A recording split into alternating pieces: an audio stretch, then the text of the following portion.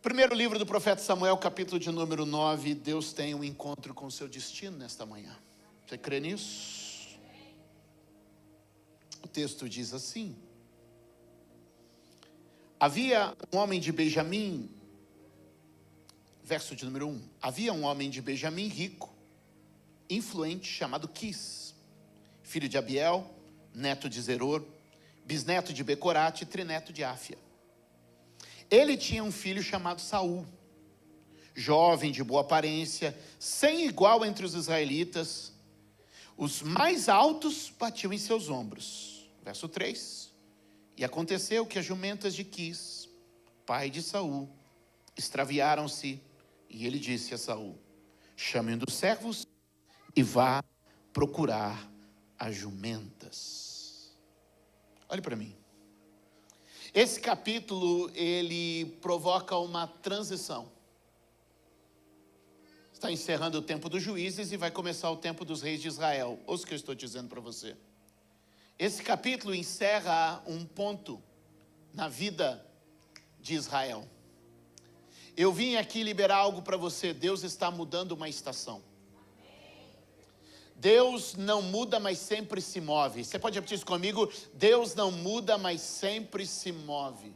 O que significa dizer que Deus é o mesmo ontem, hoje e sempre, mas Ele está se movendo. Algumas pessoas, na impressão errada de que Deus não muda e também está estático, perderam o movimento de Deus. E eu vim te dizer, há um movimento de Deus e você vai acompanhar debaixo dessa nuvem. Há um movimento de Deus, você vai seguir essa coluna de fogo. Deus fez de um jeito em um tempo e fará de outro jeito em outro tempo. O problema é que a maioria das pessoas não está pronta para uma transição de método, transição de modelo. Eu quero te dizer, Deus não mudou, mas o método mudou, o modelo mudou e a nuvem está andando. Levante a mão e diga: a nuvem de Deus está se movendo. E eu estou avançando para uma nova estação. Quantos podem dizer amém? E dar um aplauso bem forte ao Senhor neste lugar, nesta manhã. Agora eu quero que você observe comigo que essa história apresenta para nós uma família, a família de Quis, o pai de Saul. Eu preciso que você guarde essas informações. Quis é um homem rico, Quis é um homem influente, e Saul, seu filho, herdando sua riqueza, sua influência, ainda tinha a vantagem de ser forte, alto, se destacava. Então nós estamos olhando para um jovem que tem riqueza, influência e força. Você pode repetir comigo? Riqueza, influência e força. Sucesso garantido. Influente, rico, forte, vai dar certo. Vai vencer. Vai ser um sucesso na vida. Quem está comigo? Quem está comigo? Quem está comigo? Mas olha o que acontece. Certa manhã, ele acorda, vai procurar as jumentas, e as jumentas não estão lá. E agora, a rotina é quebrada e algo tem que ser feito. Posso liberar algo sobre a tua vida aqui agora, nos próximos minutos? Guarde o que eu vou te dizer. Não se preocupe com as coisas perdidas. Você vai encontrar algo superior no futuro. Começou com perda, mas vai terminar com herança. Começou com choro, mas vai terminar com festa. Começou humilhado, mas vai terminar honrado. Às vezes a perda é o primeiro passo para a descoberta de algo maior. Eu vou repetir isso aqui. Às vezes a perda é o primeiro passo para a descoberta de algo maior. Às vezes é quando uma coisa é tirada de nós que algo maior é revelado. Deixa eu te dizer, às vezes a gente perde algo pequeno para descobrir algo extraordinário. Às vezes, meu irmão, no meio da perda encontramos o verdadeiro valor das coisas. E o pai de Saul faz o seguinte, diz: pegue um servo, leve ele para buscar as nossas jumentas. E eles começam a transitar por aquela terra. Eles sobem montanha, descem montanha, atravessam vales, correm de um lado para o outro. E sabe o que acontece? Não encontram, não acham, não tem sucesso. E o que acontece nesse sentido é que muitas vezes a gente está gastando energia para procurar algumas coisas que só Deus pode revelar onde estão. Nós estamos gastando energia com a nossa preocupação, e Deus está usando esse caminho para te apresentar algo novo. Segure na mão de alguém e diga: Deus está usando esse caminho para te apresentar algo novo. Eu já vou começar a pregar, só estou introduzindo o texto. O que acontece agora é que Saul tem uma missão de encontrar coisas perdidas, coisas que se extraviaram, coisas que podem afetar o destino da família, pode mexer com o futuro dele. Mas o que ele não sabe é que existe uma mão invisível por trás disso, trabalhando de forma em que todas as coisas cooperem conjuntamente para o bem daqueles que amam a Deus e que são chamados segundo o seu propósito. O que eu quero te dizer é que Deus continua soberano no trono, e a soberania de Deus tem conduzido todas as coisas, e até aquilo que aparentemente é uma perda se tornará um ganho extraordinário. Não, isso não é chavão de pregador, nem frase motivacional. É confiança na soberania de Deus, assim como José disse: vós intentastes o mal contra mim, mas Deus transformou o mal em bem. É como foi feito no caso de Balaão: a maldição se tornou uma bênção. Deixa eu te dizer, tem coisa que hoje você está dizendo: porque isto me aconteceu, que ainda logo você vai dizer: graças a Deus por tudo que me aconteceu. Será que alguém pode dar um aplauso ao Senhor aqui? A soberania dele está neste lugar. O que o texto vai dizer para nós é que em determinado momento a riqueza, a força e a influência não operaram nada.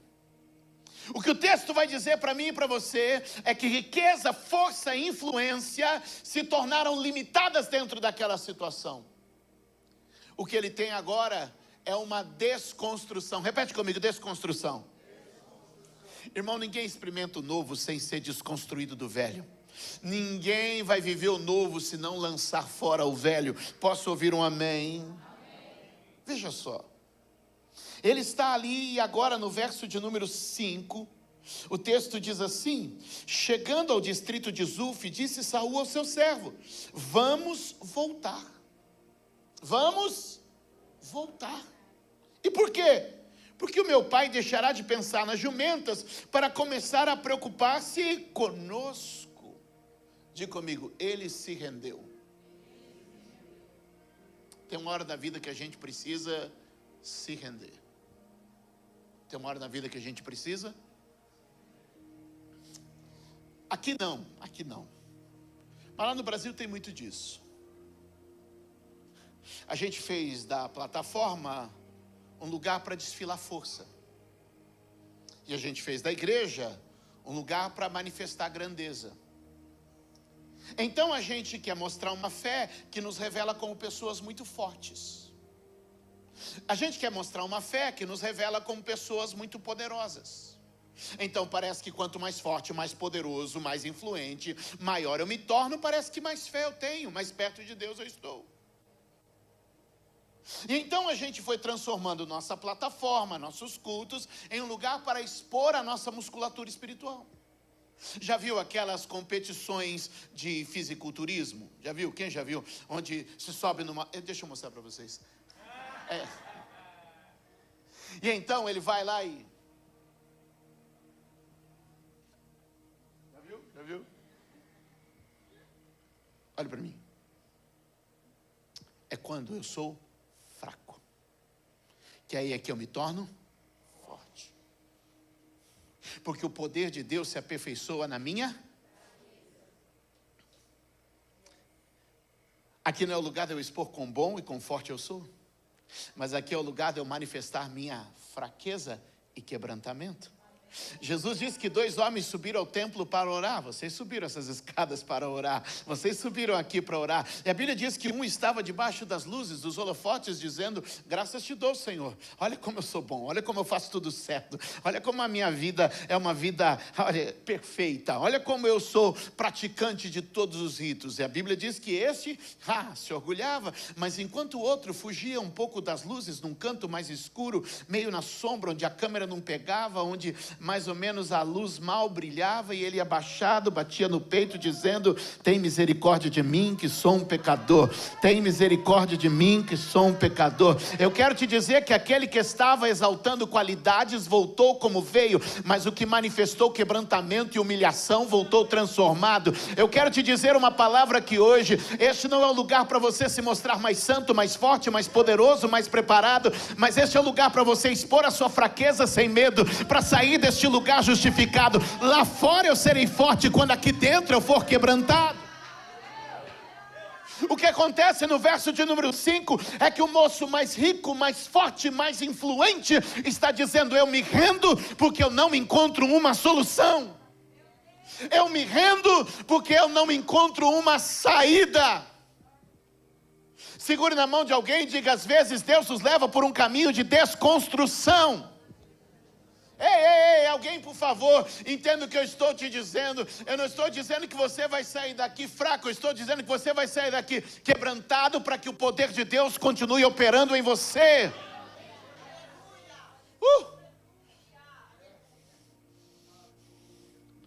Muitas vezes Deus segue o processo da desconstrução. Verso de número 6: o servo contudo respondeu: nesta cidade mora um homem de Deus. Você precisa encontrar com o homem de Deus da cidade. Eu vou repetir isso. Você precisa encontrar com o homem de Deus da cidade, que é muito respeitado e tudo que ele diz acontece. Vamos falar com ele, talvez ele nos aponte um caminho a seguir. Repete comigo: na palavra sempre tem um caminho. De novo, igreja, na palavra sempre tem um caminho. Verso de número 7, Saul responde dizendo ao seu servo: se formos a ele, o que poderemos dar? A comida de nossos sacos de viagem acabou? Não temos nenhum presente para levar ao homem de Deus? O que temos para oferecer? É curioso que o verso 1 apresenta ele como rico, forte e influente. E agora o que nós estamos vendo é que esse homem vai se desconstruindo da sua riqueza, da sua força e da sua influência. O verso que segue, a humilhação é total, porque o servo fala para o patrão: cara, eu vou te dar um dinheiro aqui para você dar uma oferta lá no homem de Deus. É mais ou menos se você chegasse lá no dia do pagamento, você encontra seu patrão chorando, você fala: não, tudo bem, eu vou ajudar o senhor. A desconstrução é um processo que nos habilita para coisas maiores. E o que é lindo no texto é que no exato momento, a Bíblia vai dizer, se a gente comparar, é que no exato momento em que Saul está se rendendo, Deus está desenhando o futuro dele. No exato momento em que existe uma rendição, por outro lado está tendo uma construção. No mesmo lado em que algo está sendo demolido, algo começa a ser erguido. Muitas vezes Deus nos faz passar pelo processo de exposição do coração. É quando o nosso coração é exposto. Em Deuteronômio 8, a Bíblia vai dizer que Deus nos fez passar pelo deserto, fazendo o povo, para revelar o que havia no seu coração. Para revelar o que havia no seu interior.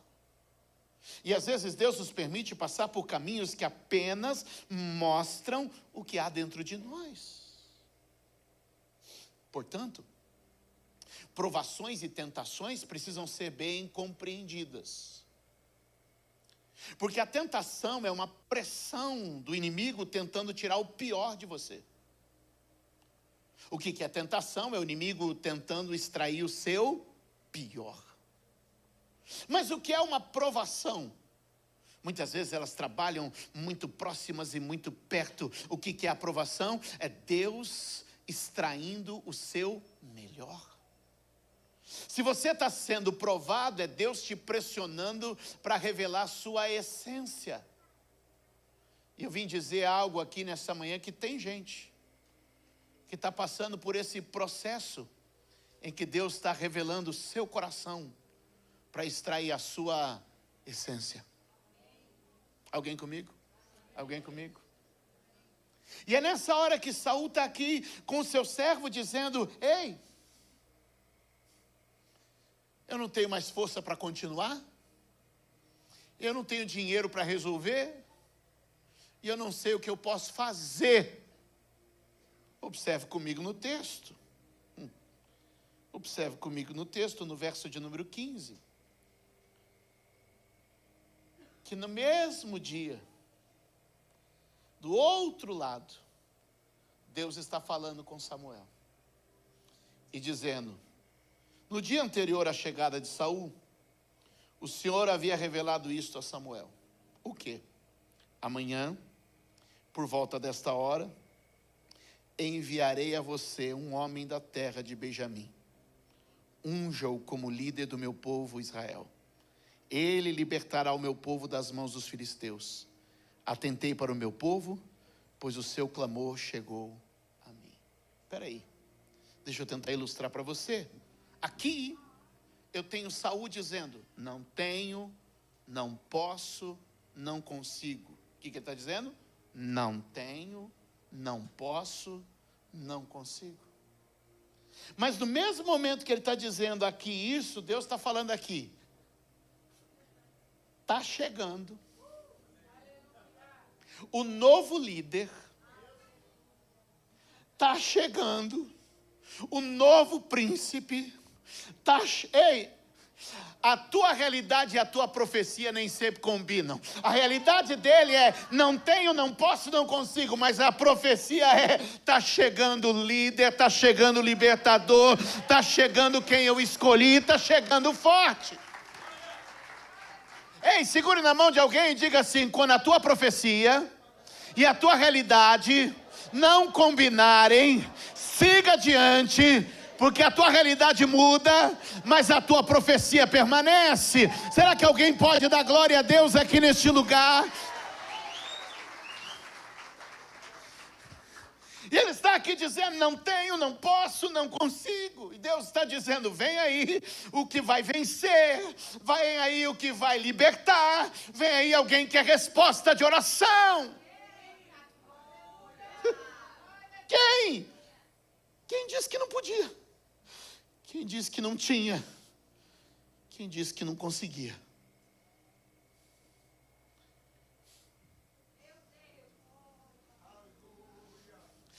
Humilhai-vos perante a potente mão de Deus, e Ele, ao seu devido tempo, vos exaltará.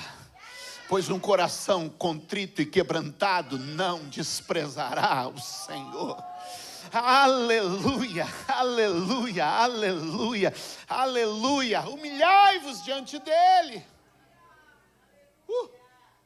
Porque quem se humilha, Deus exalta. Irmãos, ele chega e vai. E quando ele chega no dia seguinte, ele vai descobrir que Deus tinha planos maiores. Verso de número 20, observe o texto.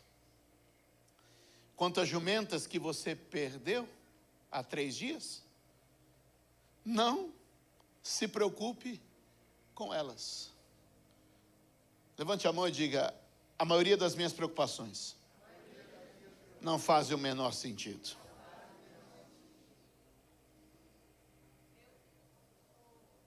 Saul, você se moveu por uma preocupação, mas eu te atraí por um propósito. Saul, você se moveu por uma perda, mas eu te chamei para uma herança. Saul, você foi buscar alguma coisa perdida, mas eu vim te revelar a sua nova estação da vida. Você está tentando buscar o seu passado, mas eu quero revelar o teu futuro. Deus está dizendo: ei, quantas jumentas que você perdeu, não se preocupe com elas, já foram encontradas. Quem sabe foi só uma desculpa para que alguma coisa acontecesse e você saísse da sua rotina e pudesse encontrar o seu novo caminho em Deus. É por isso que a gente tem que parar de julgar as coisas pelo nosso olhar limitado e começar a pensar sobre propósitos de Deus em tudo que estamos vivendo. Havia um homem de um vilarejo que tinha um cavalo. E um dia ele perdeu este cavalo. O vizinho encostou na cerca da sua propriedade e falou: puxa, que azar você tem, hein? O único cavalo que você tinha se perdeu. O homem respondeu para ele: quem sabe o que é sorte e azar? Deus sabe todas as coisas. Passado alguns dias, o cavalo voltou. Ele havia se misturado a um grupo de cavalos selvagens e trouxe consigo outros 10 cavalos. O vizinho encosta na cerca mais uma vez e diz assim: que sorte você tem, hein? Olha só o que te aconteceu. E ele diz assim: quem sabe o que é sorte ou azar? Deus sabe todas as coisas. Passado alguns dias, domesticando daqueles cavalos selvagens que vieram, o cavalo deu um coice na perna do filho daquele homem. E então aquele moço começou a mancar. E o vizinho, que vizinho enxerido toda hora na cerca. Você não tem vizinho assim não, né? E disse assim: puxa, que azar você tem, hein? E ele disse: quem sabe o que é sorte ou é azar? Deus sabe todas as coisas. Então passa alguns dias, o exército do rei passa e leva todos os jovens para o campo de batalha, mas aquele moço que estava mancando não foi. Sabe, às vezes a gente não imagina como Deus está construindo a nossa história entre perdas e ganhos, acertos e erros, vitórias e fracassos. Deus é soberano em todas as coisas e Ele tem conduzido a sua vida.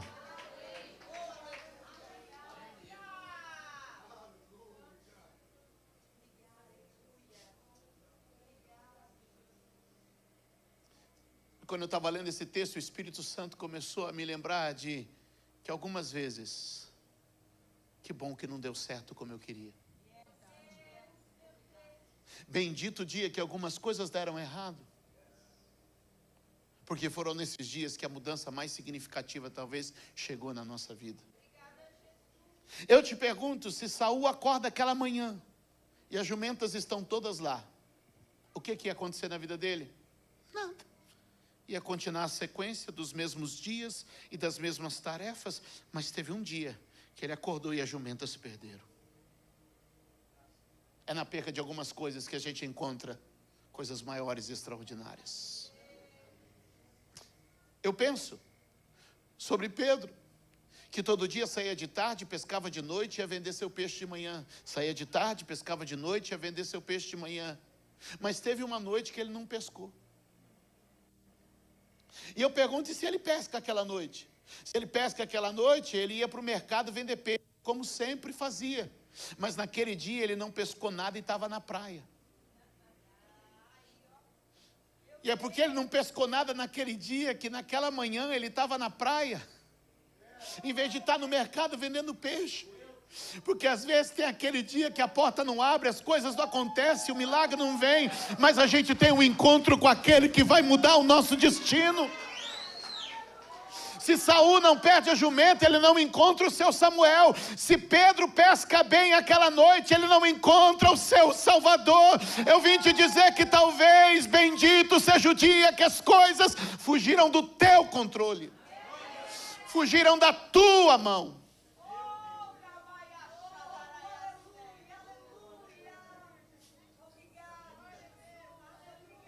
Eu não sei o que você perdeu. Eu não sei o que bagunçou tua agenda. Eu não sei o que mexeu com os teus planos. Mas eu sei quem está conduzindo de maneira soberana e gloriosa, sentado no trono e dizendo: tudo está em minhas mãos.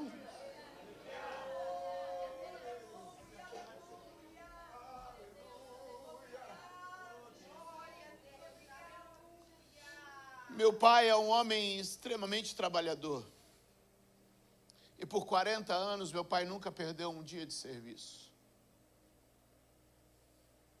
No meio desses anos, houve um dia que ele não cumpriu a sua rotina de sair de casa, ir para sua oficina, trabalhar o dia inteiro e retornar.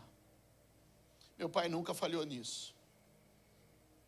Saía de casa pontualmente, abria às 7 horas da manhã a sua oficina, trabalhava até o final da tarde e voltava para casa.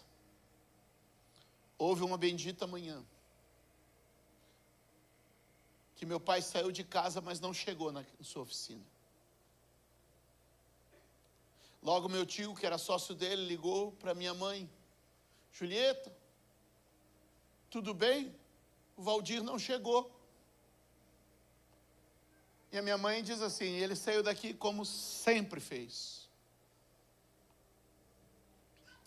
Era final dos anos 80. Tinha ali 3 ou 4 telefones que a gente podia ligar. Vão se passando as horas, cadê Valdir? Cadê Valdir? E um dia as coisas fugiram do controle. Meu pai havia saído de casa para dar fim à própria vida.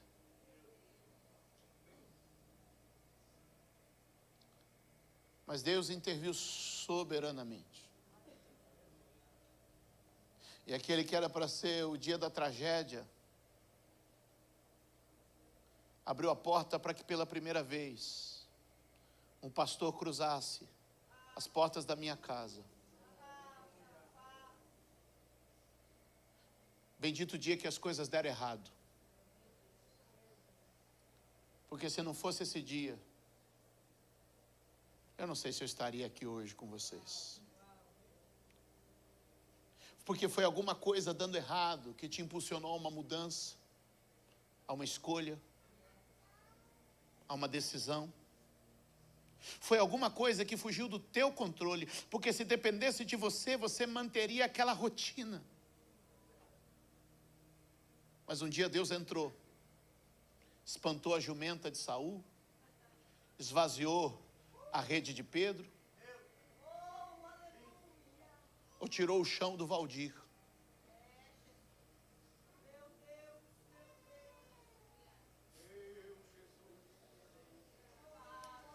A pergunta que eu te faço é: o que você perdeu? Quando que sua rede esvaziou? Ou quando que o seu chão sumiu?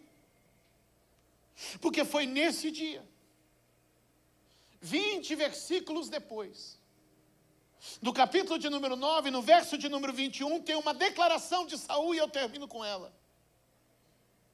Porque Saul se apresenta diante de Samuel e diz: acaso não sou eu um benjamita da menor das tribos de Israel? Não é o meu clã mais insignificante de todos os clãs da tribo de Benjamim?